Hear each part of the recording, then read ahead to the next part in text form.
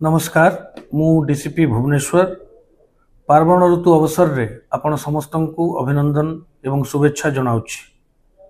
पार्वण ऋतु आनंद उल्लास सहित पालन करने सहित किछि जरूरी सावधानता अवलंबन करने निमंते मु आपण मानकु अनुरोध करुछि।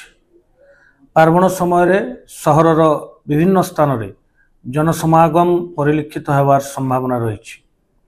दुई चकिया और चारि चकिया यान को निर्धारित स्थान रे सठिक भाव रे डबल लॉक कर रखंतु एवं कौनसी मूल्यवान सामग्री गाड़ी भितरे दयाकर रखंतु नहीं। भीड़ थिबा स्थान रे सतर्कता अवलंबन करंतु।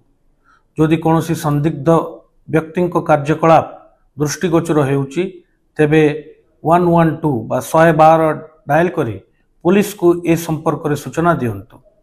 निजर मनी पर्स वैनिटी बैग एवं मोबाइल को जत्न सहकार रे रखंतु। घरू बाहर को जीवा समय रे सठिक भाव रे ताला पकांतु। आपणको घर एवं ऑफिस परिसर रे आईपी आधारित सीसीटीवी कैमरा संस्थापित करंतु। कौनसी मूल्यवान सामग्री घरे रखी बाहर को आदौ जानतु नहीं। सोइबा पूर्वरु समस्त झरका और कबाट सठिक भाव बंद करछंती कि नहीं दयाकरी जांच करंतु। आपणको सोसाइटी रे कौनसी पंजीकृत संस्थार जड़े सिक्यूरिटी गार्ड को नियोजित करंतु। ट्रैफिक नियम अनुसरण करंतु एवं ट्रैफिक छकरे थिबा बाम पार्श्व को सर्वदा मुक्त रखंतु। सतर्क रहंतु, सुरक्षित रहंतु। भुवनेश्वर पुलिस तरफ पुणी थरे आपण समस्त को अनेक अनेक शुभेच्छा और अभिनंदन। धन्यवाद।